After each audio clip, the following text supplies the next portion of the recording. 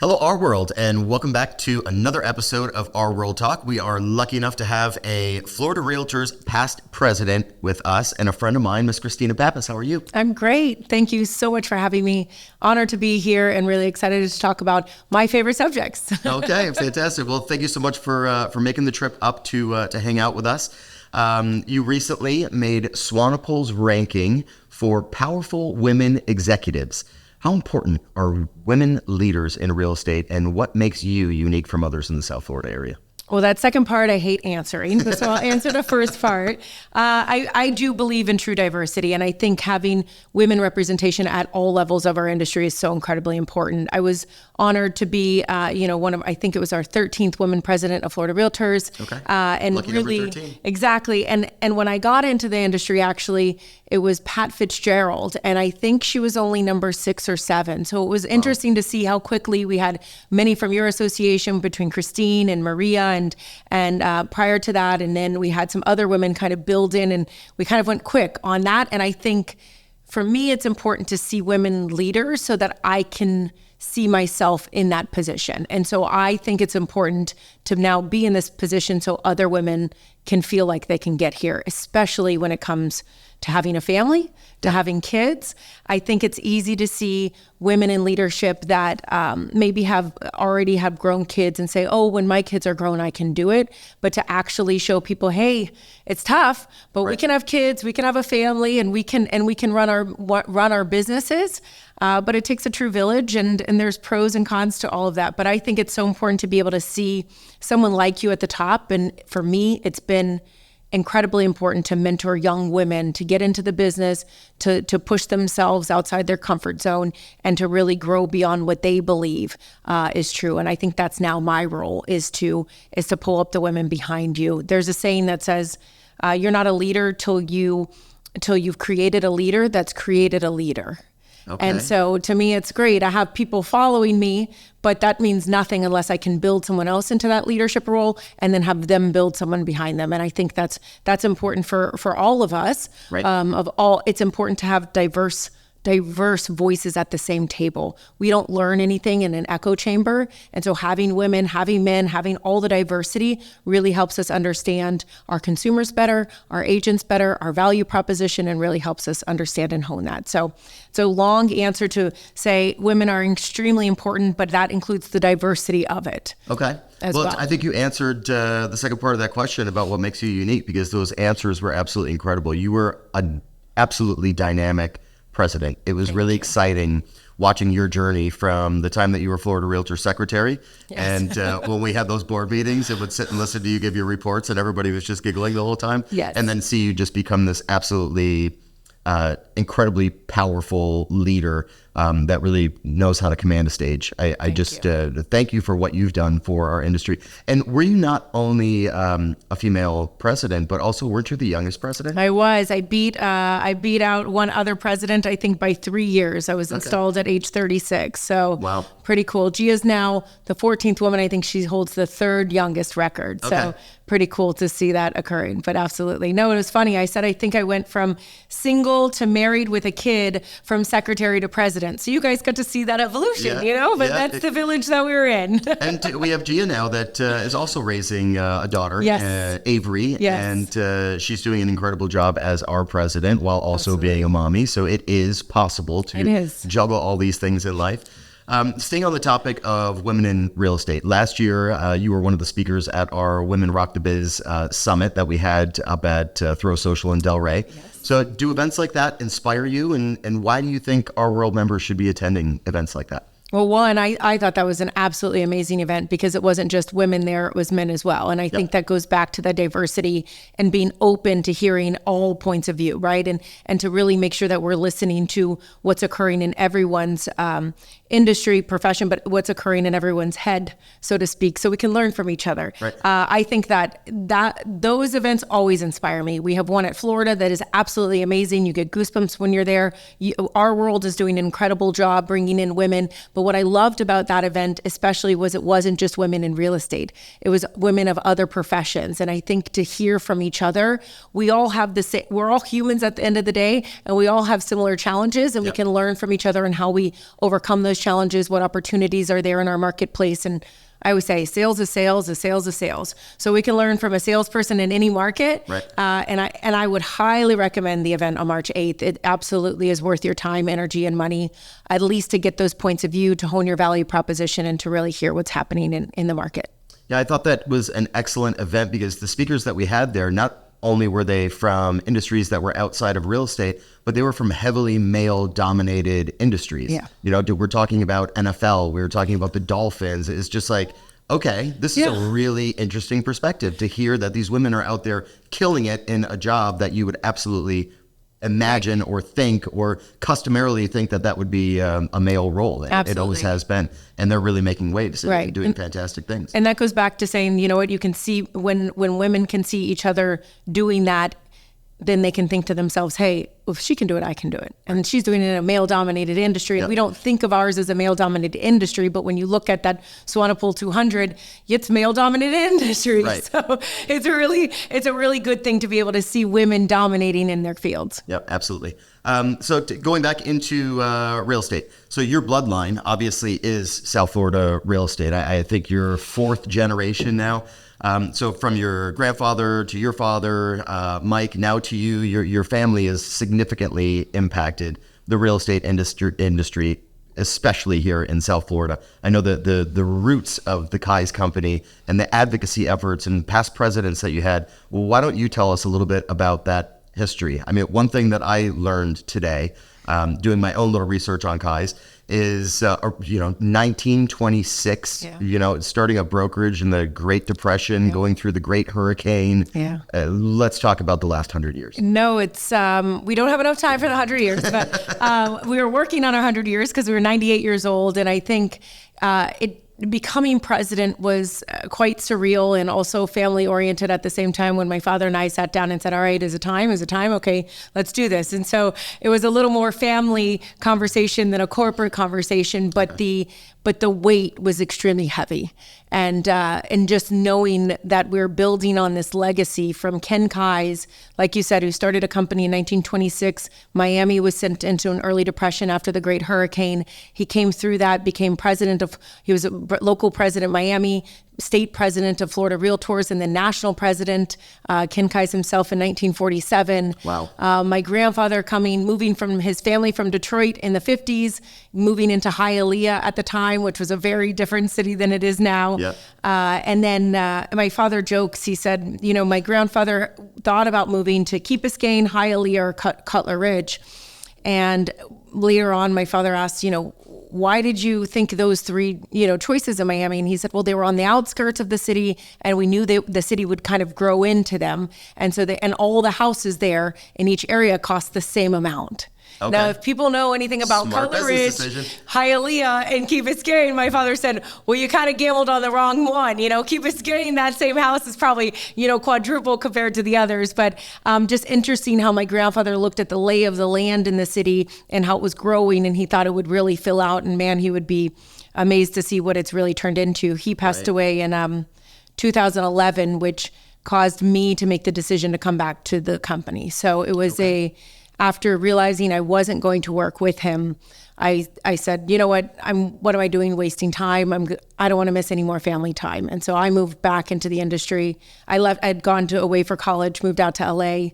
And in 2011, when my grandfather passed away, that was July, I bought a house, had a real estate license, and was back in Miami by October.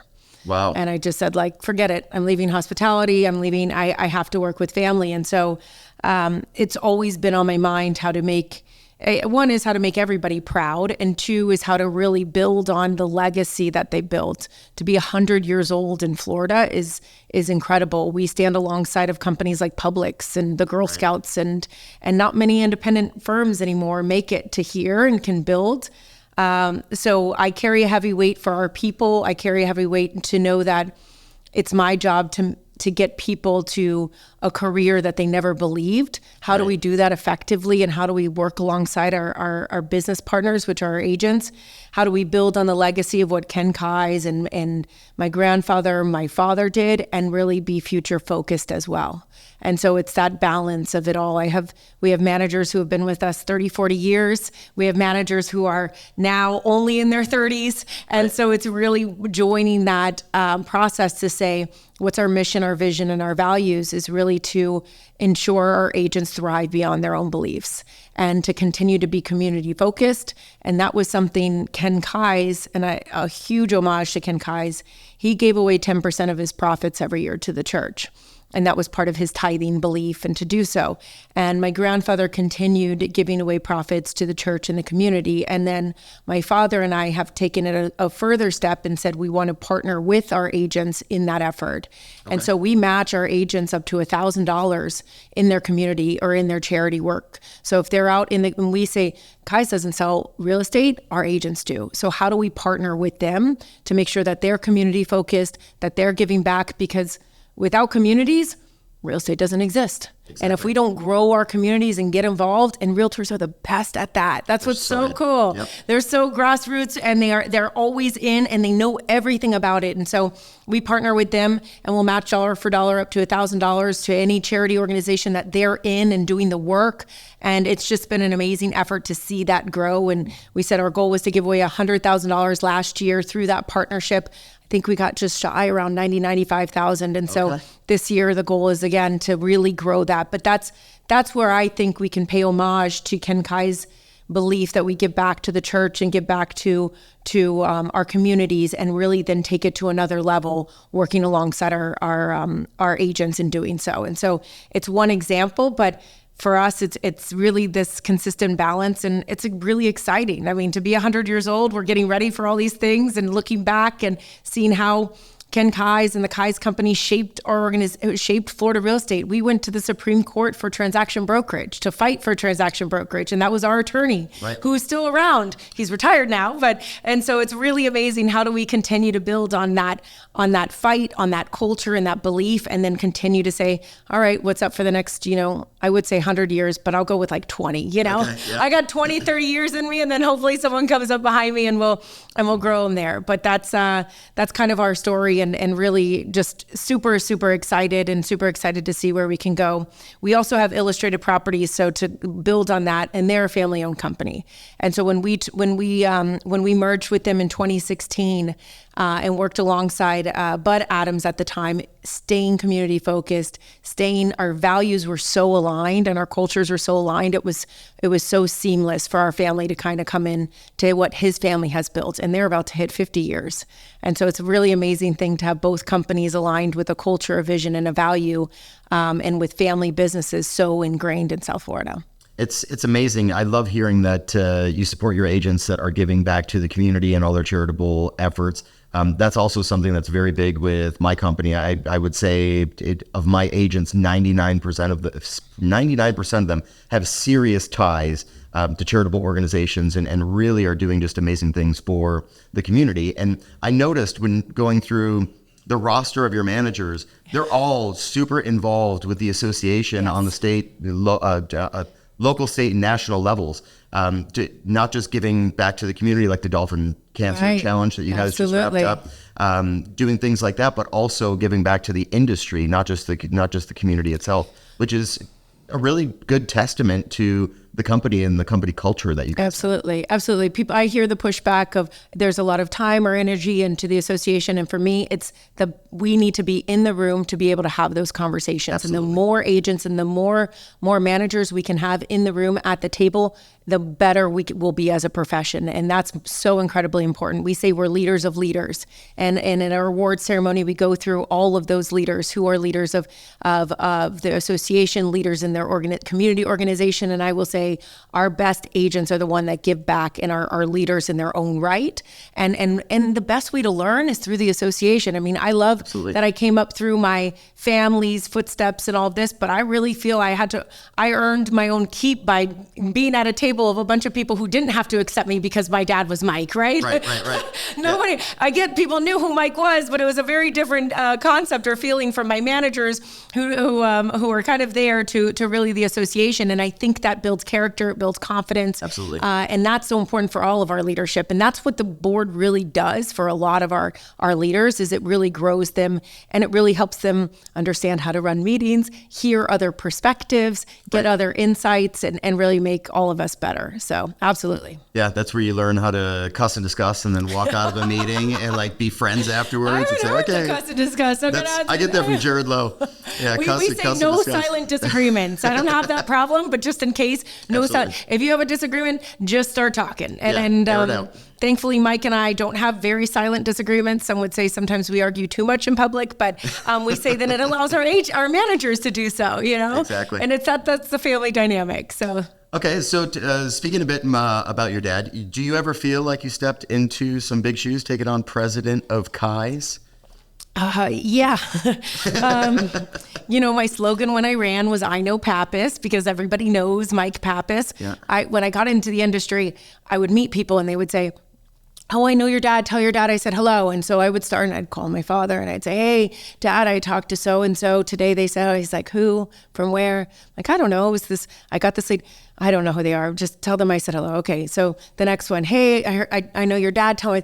After about 5 calls, I thought, everybody just knows my father, right? Right. I'm not sure I'm going to call him anymore just to let him know. But so those are the shoes I feel like I'm walking into. And that was day one at, just on the street real estate agent. And so it is, but it's so much fun. I think I look at my daughter now and think like how fun it would be to work alongside her one day and to kind of just enjoy her time. And I work with him. I work with my husband. I work with my brother-in-law, my mother-in-law. Now my stepson has his license. But I think there's just something really unique and valuable about being able to have those differences from a family perspective. It definitely allows us to have out loud, real, true conflict. And if you've read 5 Dysfunctions of a Team, you can't have trust without conflict. Right. So I always joke, well, you know what? We have no problem with the conflict, but that is sometimes generational, sometimes not. And the other day he said I was right. So I asked if everyone could record that and send it back to me. That would be really great.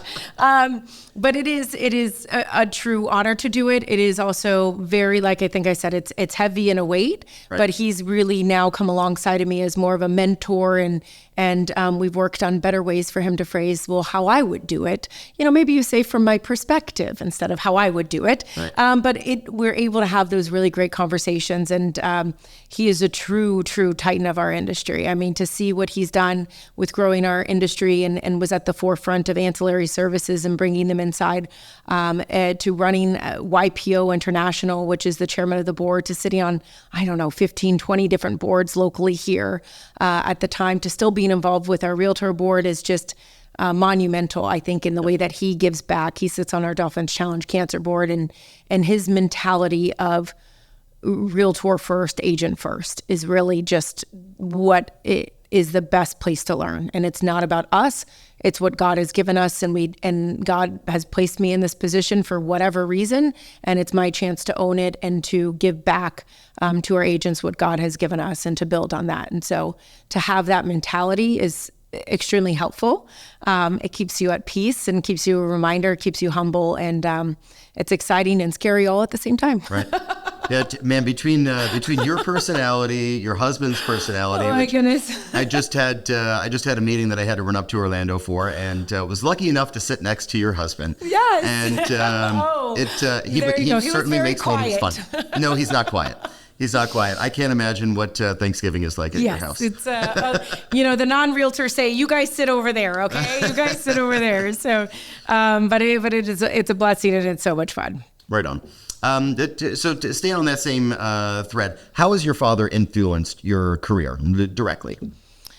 A lot. I think he really, afforded me the opportunity to work on my own prior to working with him. I didn't really work or report to him directly until about 4 or 5 years ago. Okay. And so until then, that poor manager he assigned me to was Carlos Villanueva, and to learn the ropes. Sorry, Carlos. I know, I'm sorry.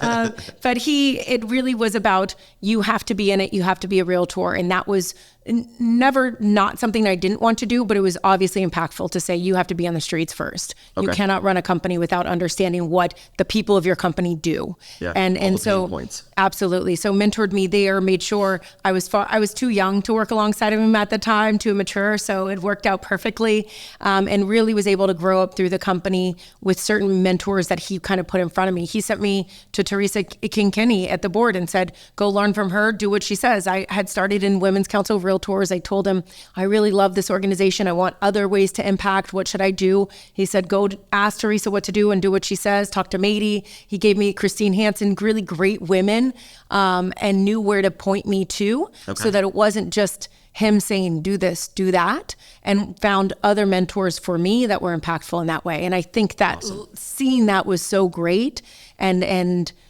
feeling like I'm learning from someone else, but at the same time, he knows it's what's best for me, and it's how I got involved with the board. And so I think letting me run from afar was a really great thing that he did for me, and then kind of was able to come back into the company and use those same tools that I learned in leadership there and now in our company. Yeah, that's it. I think that was really smart of him to send you out there to learn from other people, because sometimes it's really hard to take any sort of criticism from members of our own family, because everybody thinks that they know better than you, and all that sort of thing. So I could see how that could have been frustrating, whereas talking to other people that you could look up to that were not your family would probably have a lot longer of a lasting impact on you.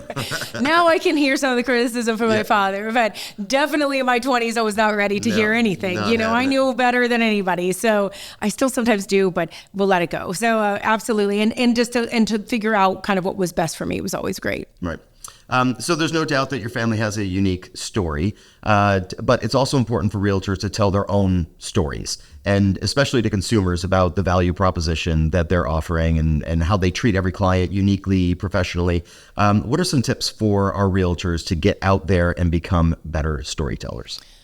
I think a couple of things. One, I always start with kind of be curious, always be learning. I think that needs to be the first step that you always take, but don't let that paralyze the realtor either. There's so many realtors that come into this organization and come into our profession that get paralysis of analysis, and they're doing all the research on how exactly their brand should look and what exact color and font and what my headshot should look like. And there's a really thin balance and a fine line of always be learning and just get out and do it. Right. And until you get out and learn a little bit, learn by fire, but have really great mentors. So 2 things I always say in order to better tell your story: get a mentor in the business like I have, and work along someone that's at your peer level, and bounce things off, create an accountability, tell the story to that person, sell it to that person. I mean, any good coach will tell you it takes however many thousands of hours to become an expert. Are you an expert in your industry? Have you practiced and honed that skill? Right. Or are you just out there now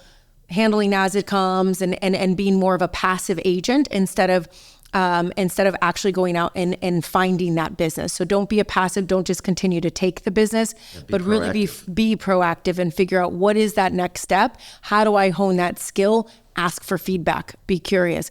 After a listing presentation that you close, ask them, was there something I missed? What else would you like to have heard during it? If you don't get a listing, ask them the same thing. Right. Say, perhaps I'm going to follow up with you after when we speak today, whether or not, whatever way you decide to go, I'm going to ask for your feedback so that I hone my skill, just like a football player would watch tapes or any athlete would watch tapes after. Right. How do you hone that skill? Do you play back and listen to yourself? And then I think it's so important just to be authentic and be genuine. I mean, I don't know any other way to be. When I work alongside now, I feel like my managers are my agents, right? So I'm like, I'm transparent. This is how I work. This is how I communicate. This is how I'm going to get on the same page. It's very authentic and true to me. Right. I'm never going to be Mike, right? And so you go back to like, oh, but Mike doesn't do it this way. And my pressure for me is, okay, well, how does Mike do it and what's my style? learning my style and owning my style has been such an important part of gaining respect from my peers, building my business, whether it's within Kai's or my personal business, but you have to be true to you. Yep. It's great to see you at Billy Nash, one of the best in the best, but we have some of the best realtors in our industry, and they all have a very different way of doing their business. Absolutely. And realize as a new agent, don't be somebody else, be yourself. And what does that mean? And the last piece is why. Why are you waking up every morning? What's the true why? And don't tell me well, for me, it's like fabulous shoes or a bag, but that's not the real why, like I got to send my daughter to college. But the real why for me is God put me in this position to give back to the world. To whom much is given, much is expected, and give to the world. What is it? Give to the world the best, and the best will come back to you. And for me, those are my whys. Why am I getting up every morning? Because I have something to give, and I know if I keep giving, will make us better. But understand. And it makes you feel good. It does. I mean, that's how I get fulfilled. But what is the realtor why? Why are you waking up in the morning? Because if you don't have a true why, you'll hit that snooze 1,000 times. And realtors don't have a desk job to show up to. But if they know deep down what's going to fulfill them and what's going to grow them, then they'll get up. But be authentic. Tell your own story, and don't worry. The color of your logo is not going to get or not get you a listing. 100%. Yeah, and you know what? I think the authenticity is a huge key element, because you know what? You have an entire sphere of people that are your friends, your colleagues, people that you meet in the community, and people that you meet at church, and people that you meet out and about. They're attracted to you for you. But then all of a sudden you go and put your realtor hat on and become this different person. Who are you trying to be right now? Right. Those people are attracted to you for the person that you are, not for the person that you're trying to be, that you're not. And one really cool thing that you had just said, which I think a lot of people don't think about, you're talking about constantly learning, but you had mentioned you have a mentor. Yes. So here you are, the president of the company, past president of Florida Realtors. You still have a mentor. Yeah. It's not something that you ever get away from. No. Or that you shouldn't ever get away I'm admitting from. this on a recording, but I don't know everything. And I still have plenty of time to learn. And my father still continuously learns. And that was part of his YPO, Young Presidents Organization's journey. And that is one of their mottos, is be curious and always be learning and growing. And so whatever that looks like, we can always be better and do better. Right. But yeah, don't be afraid. What is it? You miss 100% of the shots that you don't take. Exactly. And so what do you have to lose at this point? And people already like you, know you. And so whatever it takes, confidence level to get out there and start to build those relationships and to utilize those relationships. I think the last piece I would say on owning your story is you have to believe that you're truly helping somebody and that you're truly making a difference in someone's life. If you think you're out there to sell yourself or to make a commission, that's what will come off first. Right. And I think that's what a lot of realtors are afraid of. They're afraid that if I go and ask someone or talk to someone about their house or their thing, they're going to think I'm in it for me. Well, if you're coming out at this place of like, hey, I really want to help you understand what are your real estate goals? Where do you want to be in 5 to 10 years? Let me help you get there, right? There's a lot of ways to go about that, but it's that servant leadership. But right. If you have to truly believe you're doing good for somebody and not selling yourself. And I think once you realize how good you are doing for people and the differences you make by putting shelter over somebody's home, by helping someone invest in property they've never thought they could, by really changing lives, it'll be easy to get on that wagon of being authentic and getting out there. 100%. God, I love what you just said.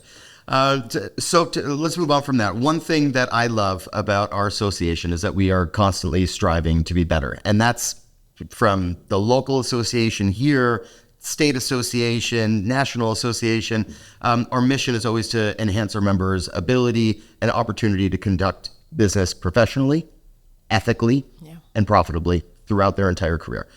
So what is something that RWorld or other local associations need to work on in order to become better for the members that we're serving? So our NAR CEO, Nakia Wright, has been a really wonderful woman. If anyone doesn't know who that is, we have an interim CEO at NAR. I highly recommend you look up a couple things about Nakia. They brought her in for some crisis management and things that are occurring, but she went on and told our story. I think we need to be bolder. I think we need to be less afraid. And I think we need to tell our story. And there's a lot of press right now that isn't. There's a lot of press and a lot of people telling our story. Right. We have to own it. And that just like we want our Realtors to tell the story, our associations need to tell the story. And they're not telling the right story. And we need to be real. Let's be real. We're not sugarcoat it. Nobody is here. Everybody is reading everything. And so Nakia Wright's interview was just so powerful. And what she talks about, and now to see President Kevin Sears at NAR really start to take that stance is so refreshing, that we're not just standing by talking about our Realtor value proposition, which is so incredible. But we've been talking about that for years. And if we're going to, what is it? The definition of insanity is doing the same thing over and over and expecting different results. So let's change it up. Let's be real. Let's be bold. Let's have real conversations. Let's get in wherever that is and whatever the board think that direction is. I would encourage to take bolder steps and bolder moves to really say, this is who we are. This is why we're here. Tell the Realtor story. Heck, I mean, how incredible. And if you sat with my father on the history of how agents became buyer brokerage agents and how we became transaction agents and how that actually originally was to benefit the consumer, and it was all consumer driven, and why that was consumer driven and what happens if that goes away. I mean, we need to have real bold conversations about the history of our organization, where we were, what we stand for, and have those bold value proposition conversations. Yeah, if you talk to any international investor, buyer, seller in our market, they will tell you that they are absolutely jealous of the way that we do things in the United States, that we have buyer brokerage, that they feel that they're protected, that somebody's looking out for their interest throughout the transaction and helping them guide them through the process, where in most other countries, they go directly to the listing agent who's working for the seller and only wants the seller to benefit from the transaction. It's so heavily weighted to one side versus the other that it's completely buyer beware in the rest of the world.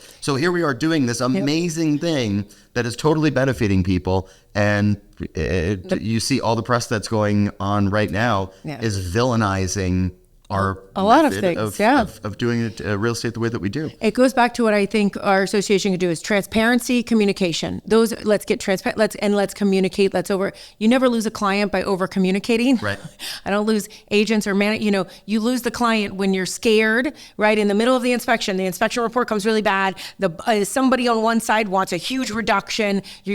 You don't know what to do. You freeze up and you don't communicate, right? Because you're like, I don't want to have that conversation. It's going to be so hard. And then we don't communicate. And then instead someone else tells our story. Yep. And so without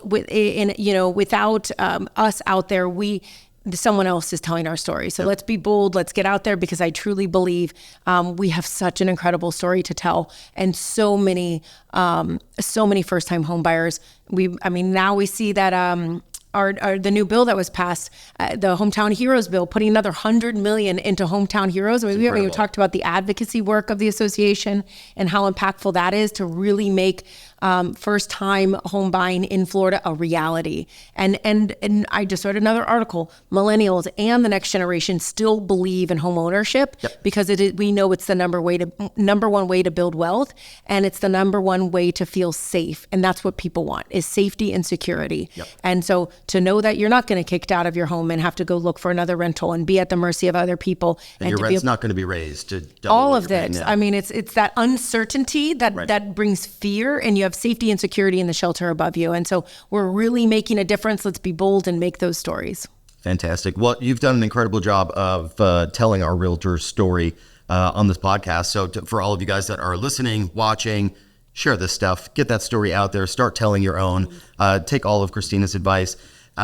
We do know that you are quite busy. Obviously, you're president of a very large company. So we're going to let you get going out of here. But before you walk out, I like to ask this one last question of all of our guests. Tell us about a little South Florida hidden gem. We've got tons of them. Could be a restaurant, a beach, a hotel, a spa, anything that's worth checking out. What's your hidden gem? So it's not hidden because I think everybody knows it in the association, but one of my favorite spots, and it's really amazing to see West Palm Beach. I think we talked about this before we came on. West Palm Beach has come into its own. I mean, to see the amount of investments, to see the neighborhoods really growing. But what I love about West Palm Beach is probably similar to what I love about Coral Gables. It's maintaining maintaining its historical nature. It's got some really cool history and some really great stories and some beautiful houses that they protect very, very well in maintaining that.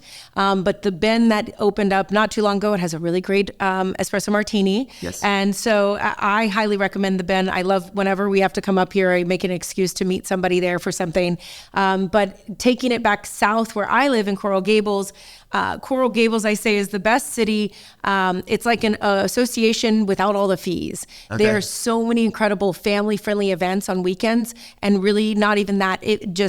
They have live music. They have free museum openings on the first Friday of every month. They have live music on RWorld, and they really took downtown Coral Gables and wanted to make a true urban suburban feel, and that's what I feel like they're doing up here in West Palm Beach. And so it's such a cool nature to see the two kind of come together. And now with the Brightline, it's an easy up and back, and you can touch them all on the way. But Geralda and Coral Gables, if you haven't hit that street for live music or the museum openings first Friday of every month, absolutely awesome. And really just to see all of our old cities, all of South Florida becoming this haven of culture, of art, of restaurants, of music, really just burst at the seams in the last 4 years is so amazing. I mean, it goes back to like, what would my grandfather, I can think, what would Ken Kais think? I mean, you see pictures of South Florida in the 20s and 30s, and it's so cool. So find a spot, do something different this weekend, look at what's happening in your neighborhood. And I always say, what would you do if you were exploring the city as if you didn't live there? And go find something different and cool this weekend. Fantastic information. Thank you so much for being with us. Thank you. It's always a pleasure to see you, and certainly it's been a pleasure to have this interview with you. Thank you. It's been a pleasure as well. Always amazing to be up here with you, and you have some incredible, I mean, what you've built here and what you did in the past year, and to see your leadership has always been refreshing. So I love working alongside of you, and thank you. And really appreciate you guys going above and beyond with this series and with so many other, always looking to be better. So thank you. Awesome. Thank you for the compliments. And we will see you guys right back here next time on RWorld Talk.